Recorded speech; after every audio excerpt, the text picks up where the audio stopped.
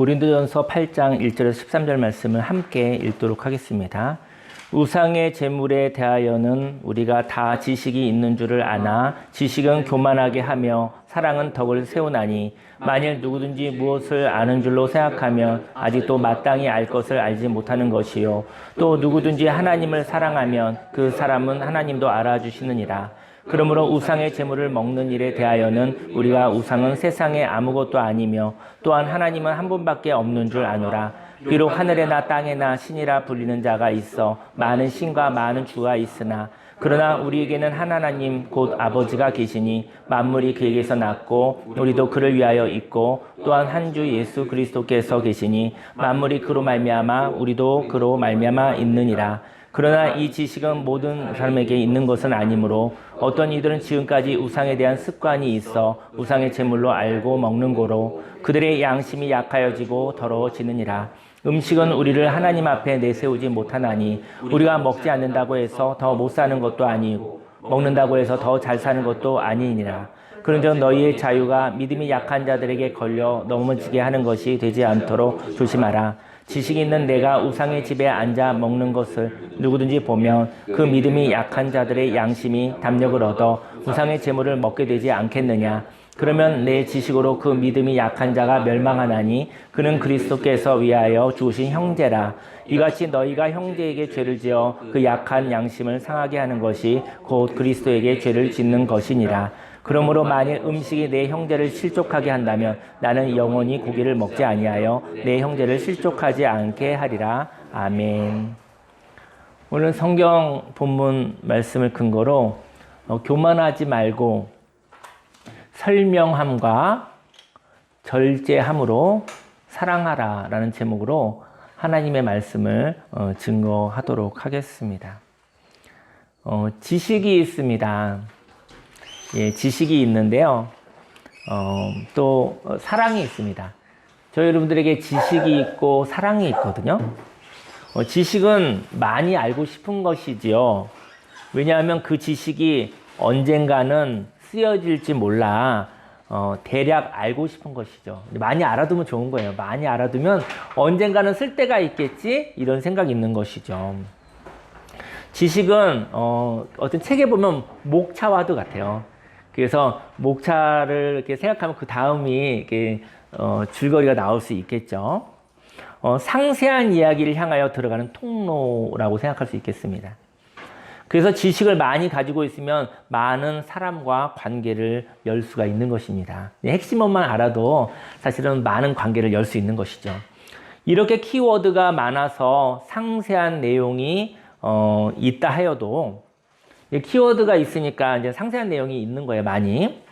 그런다 할지라도 행동할 때 보면 그 지식이 생명을 살리는 것인지 아니면 생각과 말에 끝나는지 우리는 알 수가 있습니다.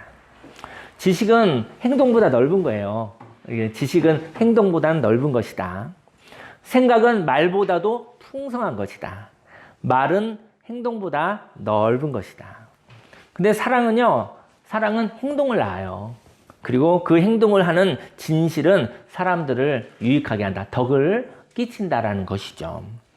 오늘은 우상을 향한 지식이 사람을 망가뜨리고 하나님을 향한 사랑이 사람을 회복시키는 모습을 이야기하고 싶습니다.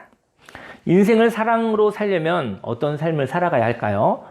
사랑으로 살려면 먼저 이래도 되고 저래도 되는 것에 대한 지식으로 교만해지지 말아야 합니다. 인생 가운데 이래도 되고 저래도 되는 게 있어요. 그런 것 때문에, 그런 지식 때문에 저희 여러분들이 교만해지지 않기를 예수님이 여러분 축원합니다. 1절 말씀에 우상의 제물에 대하여는 우리가 다 지식이 있는 줄을 아나 지식은 교만하게 하며 사랑은 덕을 세우나니. 고린도 교회에서 우상의 제물에 대한 지식 때문에 사람을 정죄하고 정죄를 받아서 살아가는 사람들이 있었습니다. 우상은 아무것도 아니라는 거예요. 우상은 아무것도 아니라는 뜻을 가지고 있어요. 아무것도 아니었으나 그 아무것도 아닌 것을 통해 서로 정죄하고 있다면 우상이 사람을 죽이는 게 아니에요.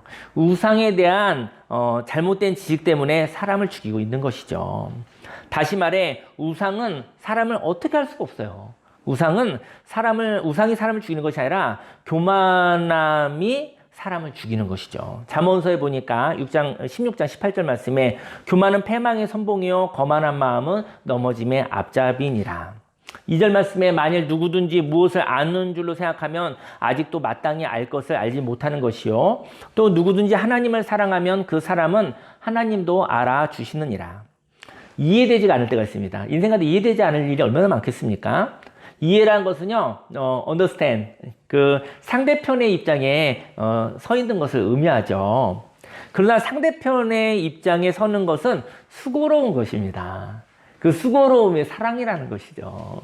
사랑할 때 이해할 수 있는 거예요. 근데 우리가 급하고 우리가 분주하고 힘이 없으면 내 입장에 서기에도 바쁘다는 것이죠. 내 입장에 서는 거 전 좋은 것이라고 생각합니다.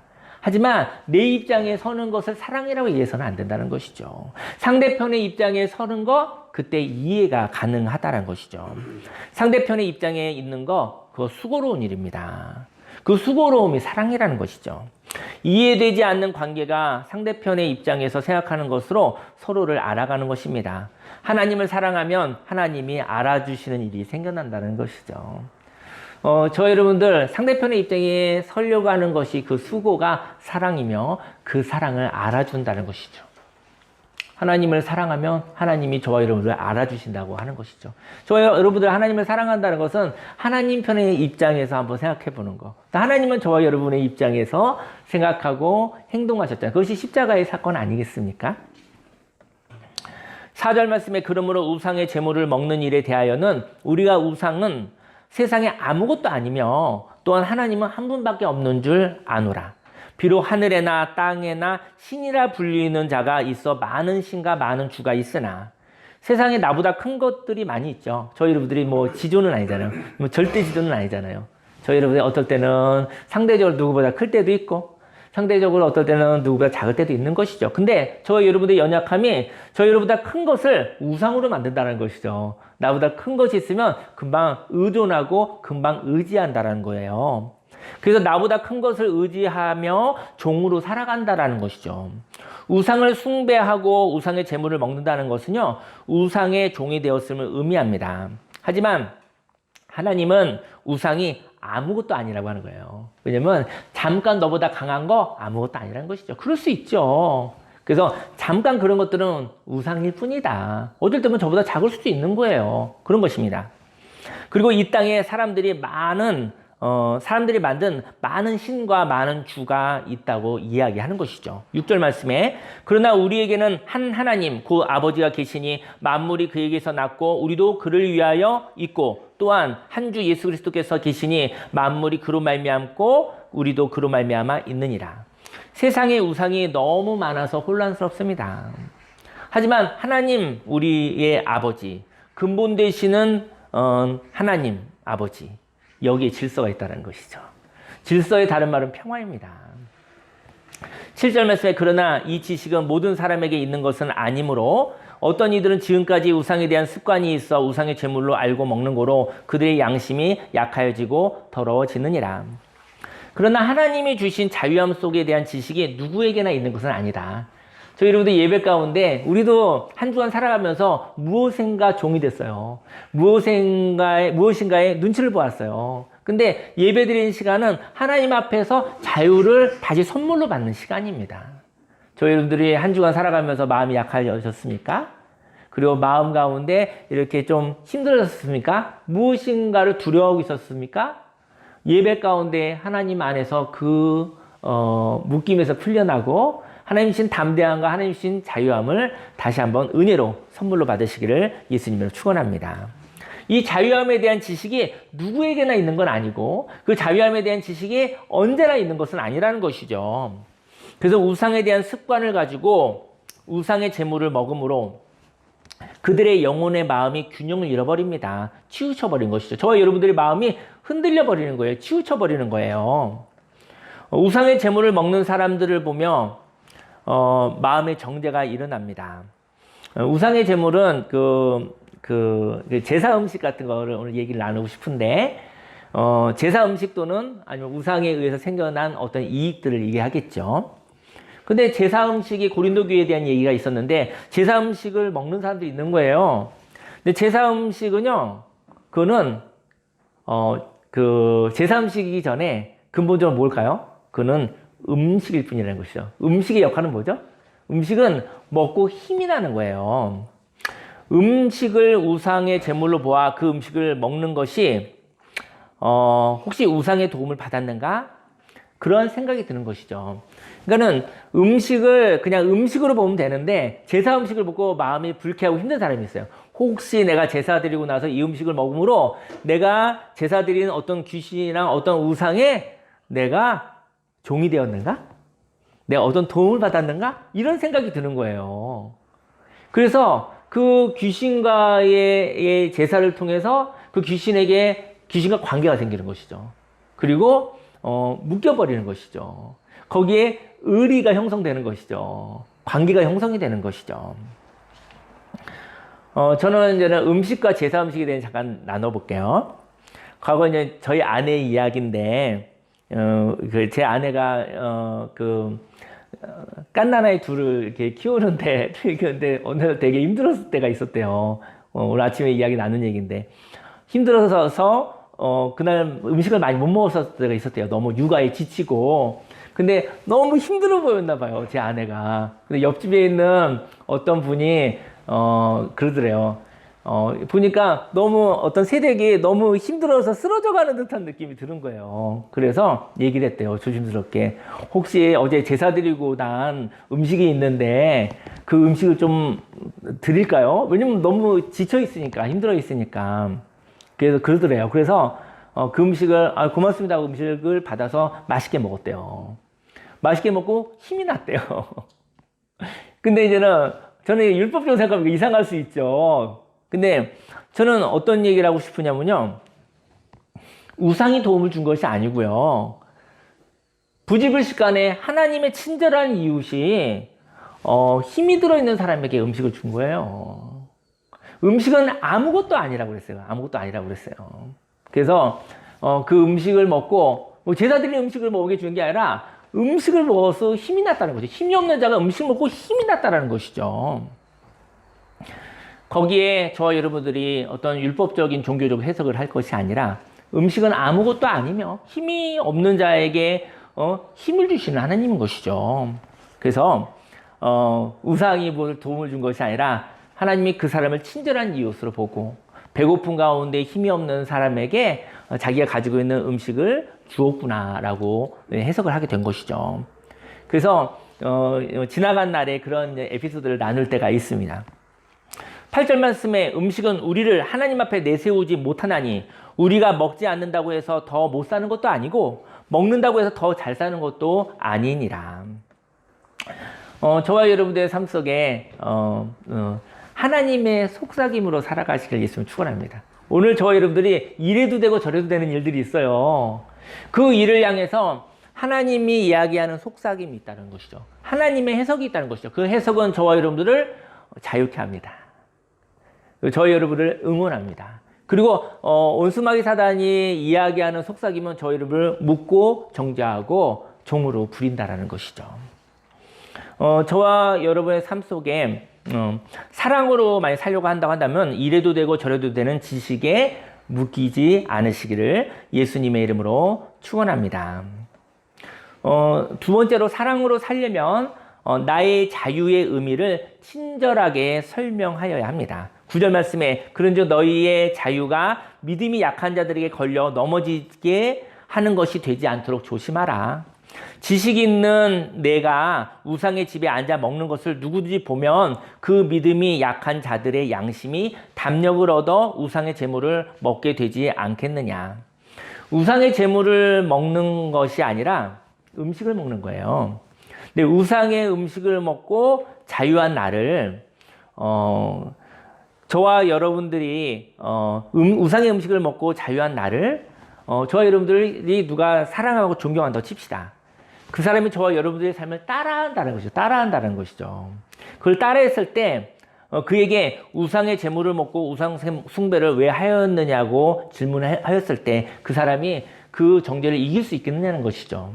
저희 여러분들이 누군가를 따라할 때가 있잖아요. 누군가를 따라했어요. 나는 자유로워서 했는데 누가 따라하는 사람이 있어요. 따라했는데 따라한 다음에 그 사람을 향해서 누가 정죄에 섰을 때 말할 대답이 생각나지 않는 사람들이 있습니다. 내가 아는 어떤 분이 그냥 그 제사 음식이나 우상에 대한 음식을 먹었던데, 근데 그분 자유롭던데, 그래서 나도 따라서 먹었거든? 근데 마음속에 자유로움이 없는 거예요. 어느 날 누가 와서 얘기하는 것이죠. 아니, 왜 우상 음식을 먹었습니까? 혹시 귀신 숭배하는 것입니까? 이렇게 했을 때 내가 할 말이 없는 거예요. 그러면 시험에 드는 것이죠. 정죄를 이길 하나님의 말씀이 잘 생각나지 않는 사람들. 저희 여러분들 인생을 살다가 어느 누가 갑자기 정죄에 섰을 때, 그런가 봐. 내가 잘못했는가 봐. 이럴 수가 있어요. 그럴 경우는 내 마음에 자유의 말씀이 없는 거예요. 음식은 음식일 뿐이에요. 제가 배고파서 음식을 먹은 거라고요. 제가 우상숭배하고 이런 게 아니라 제가 그때 음식을 먹지 않았으면 제가 쓰러졌을지 몰라요. 제가 죽었을지도 몰라요. 그래서 제가 어떤 친절한 이웃이 음식을 주길래 그게 제사들이 음식을 하지만 난 하나님 주신 음식이라고 생각했고 그 음식을 먹고 내가 힘이 났습니다. 라고 자유롭게 얘기할 수 있는 사람이 있고 그것을 따라했다가 글쎄요, 당신 왜 제사 음식을 먹었습니까? 왜 우상숭배 했습니까? 했었을 때 할 말이 생각나지 않는 거예요. 그것을 자유함의 이야기 얘기할 수 없는 사람, 그 사람은 따라했다가 시험에 드는 것이죠. 정죄를 이길 하나님의 말씀이 없는 사람들은 어느 누가 그렇게 하기에 따라했을 뿐이에요. 근데 그 질문에 대하여 자유의 대답을 할 수 없는 사람들이 정죄를 받을 것입니다. 나는 이렇게 살다 보니까 했었는데 어느 누가 너 당신 잘못했어 했을 때 마땅히 대답을 못 하겠는 거예요. 그러면 올무에 빠진 것이죠. 11절에 그러면 내 지식으로 그 믿음이 약한 자가 멸망하나니 그는 그리스도께서 위하여 죽으신 형제라. 이같이 너희가 형제에게 죄를 지어 그 약한 양심을 상하게 하는 것이 곧 그리스도에게 죄를 짓는 것이니라. 죄를 짓는다라는 것은 무엇입니까? 그 죄라는 것은요, 존경을 받는 자가 실망스러운 이야기의 대상이 되었을 때 본인이 존경하였던 사람을 잃어버리는 사건입니다. 저는 저와 여러분들이 사람들에게 인정받는 것을 거절하기를 예수님을 축원합니다. 인정받는 거 좋죠. 즐거운 일 아니겠습니까? 인정받는 거 얼마나 즐거운 일입니까? 근데요, 인정받는 것을 저는 거절했으면 좋겠어요. 저와 여러분들의 연약함이 있잖아요, 때로. 그 연약함을 이야기할 수 있는 자유함이 있기를 예수님을 축원합니다. 연약함은 감정이거든요. 연약함은 잘못이 아닙니다. 저희 여러분들이 연약할 때가 있잖아요. 근데 그것은 잘못된 건 아니에요. 연약할 수 있는 거잖아요. 그렇지 않습니까? 희로애라.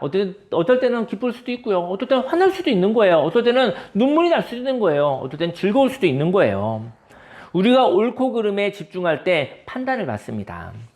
우리가 연약하여 감정을 이야기한다면 그 감정은 자유를 준다는 것이죠. 우리는 감정을 이야기할 때 감정을 이야기하지 않으니까 그때 논쟁이 있는 거예요. 그런데 감정을 이야기하는 것이 어색한 사람은 감정을 옳고 그름으로 포장하려고 한다는 것이죠.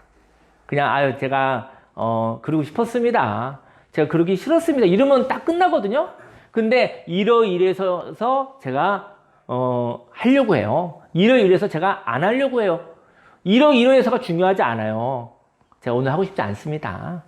제가 하고 싶습니다라도 충분히 감정으로도 충분한 거거든요. 근데 그 감정을 옳고 그름으로 포장하려고 하는 거예요. 포장하려고 하니까 그 이성의 논쟁이 생기는 것이죠. 감정으로 얘기했으면 하기 싫구나, 하기 싫은데 하기 싫은 거 하게 하면 안 되잖아요. 하고 싶은 거 그게 죄가 아니라면 정말 잘못된 것이 아니라면 하고 싶은 거 허용해도 되는 것이 있잖아요. 감정의 이야기로 끝낼 일이 있거든요. 근데 우리가 감정으로 얘기하지 않고 옳고 그름으로 얘기한다라는 거예요. 그러니까 감정을 얘기하는 건데 이성으로 얘기하니까 그때 논쟁이 일어나는 것이죠. 만일 감정으로 이야기하면 연약할 수 있는 자가 시험에 들지 않습니다. 약한 양심이 시험에 들지 않습니다. 감정이라는 게 약한 양심일 수도 있거든요. 저와 여러분들에게는 완벽하고 싶은 열망이 있죠. 그런데 그 완벽함, 곧 체면이 무너질 때 사실은 내가 그 일을 하고 싶었다고 설명해야 합니다. 체면이 뭐죠? 내가 사실 하고 싶은데 상대편한테 물어보는 것이죠. 당신도 내가 하고 싶은 것을 당신도 인정하느냐 이렇게 물어보고 싶은 거죠. 그런데 저 여러분들이 완벽하고 싶은 열망이 있는데 그 완벽함을 응원받고 싶은 거예요. 그게 체면인 거예요. 어떻게 보면 하고 싶으면 하면 되는 것인데 하고 싶은 것을 상대편이 응원해 주는 것까지 원하는 것이 체면인 거예요. 어떻게 보면 내가 하고 싶은 거 표현하고 하면 되는 것이거든요. 만일 감정으로 이야기하면 연약할 수 있는 자가 시험 들지 않습니다. 저 여러분들이 감정으로 얘기할 때 감정으로 이야기하지 않으므로 시험에 들고 오해가 있는 것입니다. 약한 양심이 시험에 들지 않는다라는 것이죠. 저 여러분들에게 완벽하고 싶은 열망이 있는데 그때 체면과 연결되지 않기를 예수님을 축원합니다. 체면은 나의 감정이 지지를 받고 싶은 마음입니다. 만일 나의 마음이 강하다면 다른 사람의 동의를 구하지 않아도 되겠죠. 하고 싶으면 하면 되는 거잖아요. 근데 마음이 약한 거예요. 마음이 약하니까 내가 하고 싶은 것을 상대편에게 응원을 받고 싶은 거예요. 하지만 나의 약한 마음이 지지를 받고 싶은 마음, 나만을 위해서 사는 사람이 아니라는 것을 인정받기 위해서 지지를 호소하는 것이죠. 우리는 체면이 무너질 때, 연약할 때 설명하지 않습니다. 저는 그리고 속상한 것을, 연약한 것을 감정으로 이야기하지 못해 화를 내는 것이죠. 그리고 그 화를 낸 것에 대해서 사과하지 않습니다. 만일 연약하여 사과를 할 수 있다면 그 사람은 자유를 잃어버리지 않는다는 것이죠. 저는 한국 사람들이 감정이 많아요. 근데 눌려있는 감정인 거예요. 감정으로 이야기할 땐 감정으로 이야기하시기를. 감정으로 이야기할 때 이성으로 이야기해서 헷갈리지 않게 하시기를 예수님의 이름으로 축원합니다. 연약함은 감정이에요. 틀리고 옳고 그런 것은 아닌 것이죠. 그럴 수 있는 것이죠. 우린 연약할 수 있습니다. 저와 여러분들은 그럴 수도 있는 것이죠. 마지막으로 사랑으로 살려면 절제함으로 연약한 자를 보호하여야 합니다. 13절에 그러므로 만일 음식이 내 형제를 실족하게 한다면 나는 영원히 고기를 먹지 아니하여 내 형제를 실족하지 않게 하리라. 저희 13절 말씀 보니까 사도 바울이 영원히 고기를 안 먹겠다고 얘기한 건가? 그건 아니죠. 근데 성경을 이렇게 문자적으로 한 절만 따서 읽는 사람들은 그렇게 생각할 수 있어요. 오, 고기를 절대로 먹지 말아야겠구나. 이렇게 생각할 수 있는데 그게 아니라 이제는 우상 제물에 대한 이야기겠죠. 그 경우에 나의 형제를 실족하게 한다고 한다면 내가 우상의 제물에 대한 고기를 먹지 않겠다. 이런 이야기가 되겠죠. 자유함이 없는 사람이 있습니다. 그래서 행동을 보고 시험에 드는 사람이 있습니다. 행동은 자유로 하는 것이거든요. 그런데 우상을 섬기는 사람은 자유가 없다는 것이죠. 자유가 있는 사람이 하는 행동을 보고 그 자유를 보지 못한 채 자유가 있는 사람이 행동을 하는 거예요. 그 다음 자유함을 하는 거예요. 근데 그걸 보고 그 자유를 못 본 거예요. 행동만 보고 행동만 보고 어떤 행동을 따라 하면 그 행동으로 인하여 그 사람에게는 정죄가 들어온다는 것이죠. 저희 여러분들이 어느 누가 자유함으로 행동하고 있잖아요. 그러면 행동을 보지 마십시오. 그의 자유를 보시기를 예수님으로 축원합니다. 그가 자유롭게 하는 것은 하나님이 주신 자유함으로 행동하는 거예요. 근데 자유를 보지 못하고 행동만 바라보고 그 행동을 따라했다가 자기는 그 행동에 대한 자유가 없잖아요. 그래서 정죄를 받는 것입니다. 하나님이 주신 자유함을 통해서 이래도 되고 저래도 되는 일들이 많이 있습니다. 자유롭게 사시길 바라고요. 그리고 옳고 그름에 의해서 또 하지 말아야 될 일들이 있겠죠. 그런 일들은 우리가 하지 말아야 되는 것이죠. 그건 감정으로 하는 것이 아니죠. 그건 이성으로 하지 말아야 되는 것이고 해야 될 일은 또 해야 되는 일은 또 이성으로 하시기를 예수님의 이름으로 축원합니다. 그리고 그 행동을 하고 그 행동을 통하여 참소를 이겨낼 필터가 없는 사람이 있어요. 그들을 위하여서는 참소의 근거가 되는 일을 하지 말아야 합니다. 그것이 배려인 것입니다. 저와 여러분들이 하는 어떤 행동들이 그걸 통해서 어떤 사람들이 그것에 의해서 마음에 원수마귀의 참소에 또 정죄를 받고 있다고 한다면 그런 일들을 하지 않는 것이 사랑하는 배려라는 것이죠.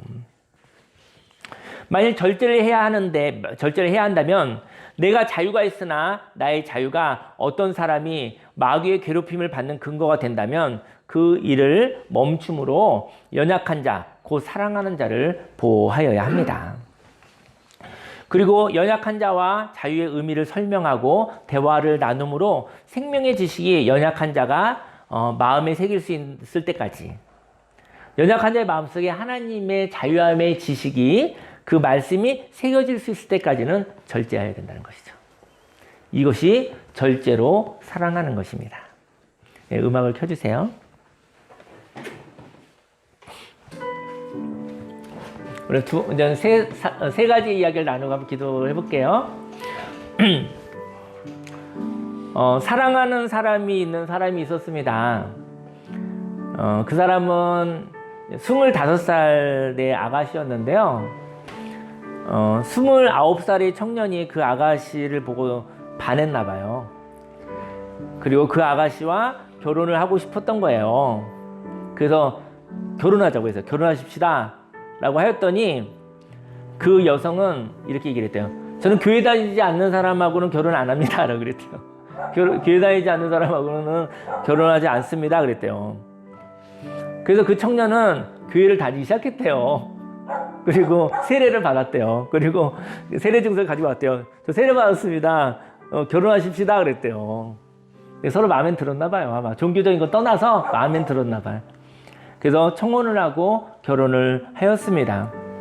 제가 이제 상담한 분의 이야기인데, 근데 그분이 만약에 성당을 다녔으면 아마 성당에도 다녔을 것 같아. 절에 다녔으면 절에도 다녔을 것 같아. 아니, 무슨 얘기냐면 이제 마음에 들었다는 얘기죠. 이건 종교 얘기가 아니라 그냥 두 사람이 마음에 맞았다는 거죠. 결혼을 할 만큼 매력적이었다라는 것이죠. 많은 사랑을 주고 받았었던 이 부부는 나이가 50이 넘었어요. 근데 갑작스러운 사고를 당하게 됩니다. 많은 사랑을 주었던 남편이 위암에 걸렸어요. 그리고 2년 정도의 시간에 투병의 시간을 가졌고요. 그리고 하나님의 나라로 남편이 떠나게 되었습니다. 사랑하는 사람을 잃어버리고 난 뒤 사랑하는 사람의 그림자가 많았습니다. 가는 곳곳마다 사랑하는 남편의, 사랑하는 사람의 그림자가 있는 거예요. 남편이 있는 곳, 남편과 함께 있었던 교회, 식당, 장소에 남편의 그림자가 있어서 마음이 외롭고 슬펐습니다. 저 여러분들에게도 인생을 살다 보면 뭐 사랑하는 사람이 있죠. 근데 뭐 헤어지는 날이 분명히 있다고 얘기를 하네요. 그런데 이렇게 외롭고 그리운 마음으로 사람들을 만나지 못했어요. 그리고 3년의 시간을 보냈습니다.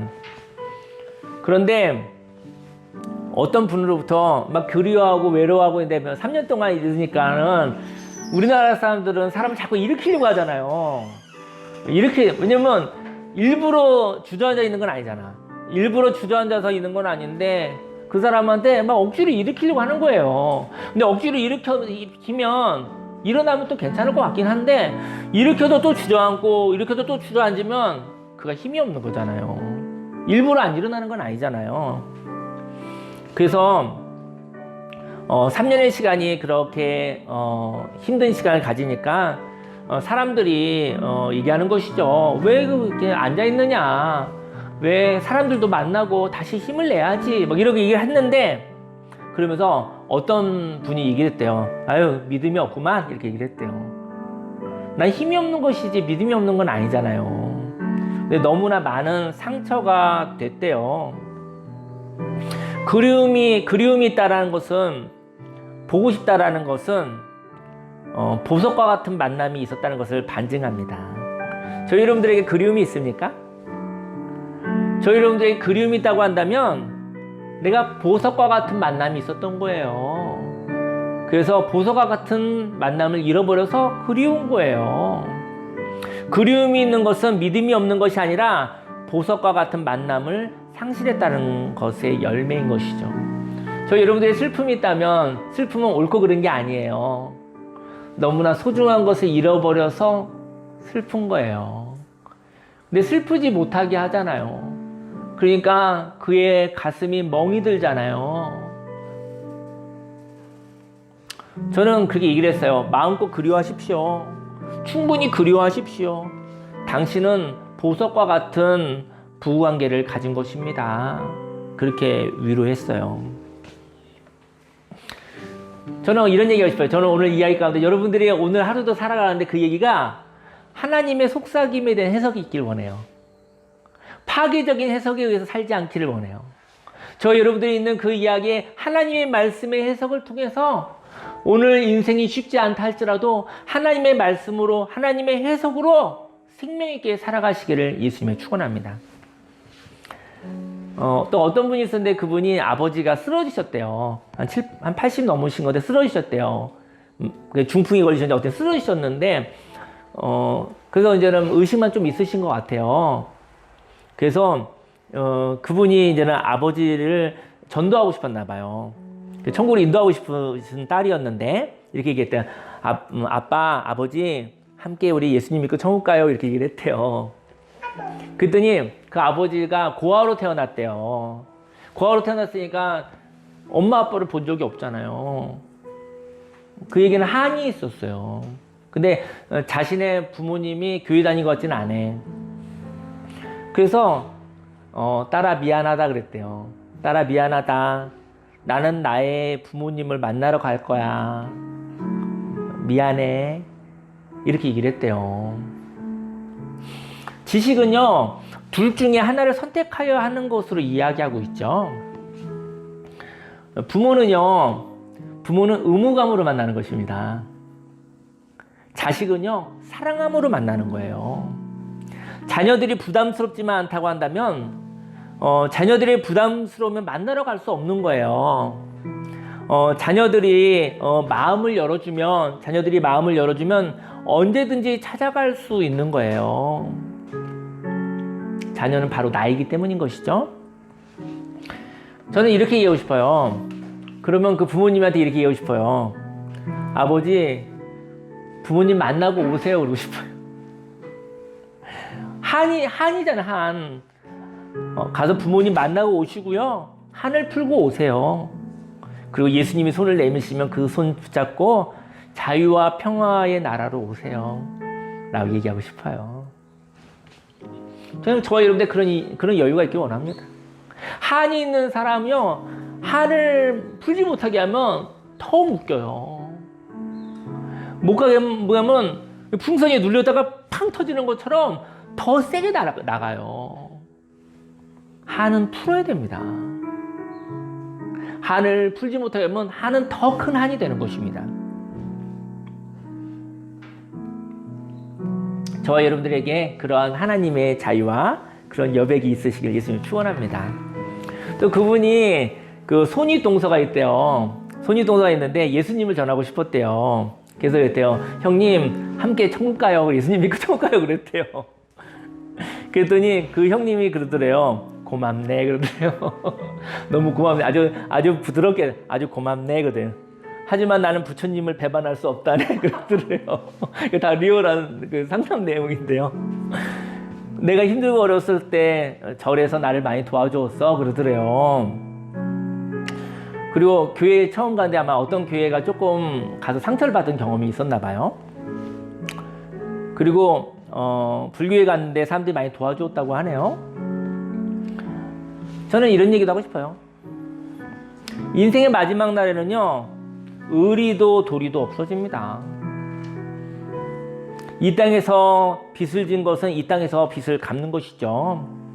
그때 자유로우십시오. 그래서 평화를 향하여 오십시오. 천국은 넓어서 어쩌면 함께 만나지 못할지도 몰라요. 그러니까 천국에 가면 저는 그곳에서 저희 여러분들이 하나님을 만나고 살아가지, 만날지 안 만날지 그런 건 잘 모르겠어요. 만날 수도 있고 아닐 수도 있고, 너무 하나님의 나라를 너무나 인색하게 조그맣게 왜곡돼서 보지 않으시길 예수님으로 축원합니다. 천국은 하나님의 통치가 있는 곳입니다. 그리고 하나님의 은혜로 인생길에서 이 세상의 빚을 다 갚으면 그때 예수님의 손을 잡으시길 바랍니다. 의리도 있고 도리도 있죠. 의리와 도리 이 땅에서 갚으시기 바랍니다. 갚을 수 있다면. 하지만 이 세상 인생이 끝나면 그것조차도 없어집니다. 저와 여러분들을 자유케 하신 하나님, 그 하나님께 가시기를 예수님으로 축원합니다. 제가 지난주에 어떤 문자를 하나 받았는데요. 가장 제 마음을 울렸었던 것 같아요. 저와 여러분들 인생을 살아가면서 혹시 이번 한 주간에 마음을 이렇게 꿈틀꿈틀 움직이게 했었던 시간들이 있었나요? 저는 그런 시간들이 있기를 원해요. 문자를 하나 받았는데, 목사님, 제가 이제 살 수 있는 시간이 얼마 없어요. 지금부터 피토하기 시작했어요. 30년 동안 늘 기도와 상담 감사했어요. 라는 문자를 받았어요. 너무 마음이 아프더라고요. 그분에게 얼만큼의 인생이 남았는지 잘 모르겠지만 그런 마음으로 문자를 주신 거잖아요. 제가 얘기를 했어요. 그렇게 30년이 됐나요? 30년 동안 기도와 상담 감사했어요. 그런데 지난 30년이 생각이 나더라고요. 저와 여러분들의 인생을, 이번 한 주간을 무감각하게 기계적으로 살아가지 않으시길 예수님 축원합니다. 하나님 은혜입니다. 오늘은 하나님의 은혜입니다.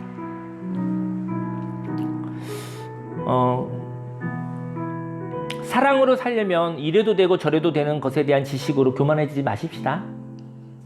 사랑으로 살려면 나의 자유의 의미를 친절하게 설명하십시다. 사랑으로 살려면 절제함으로 연약한 자를 보호하십시다.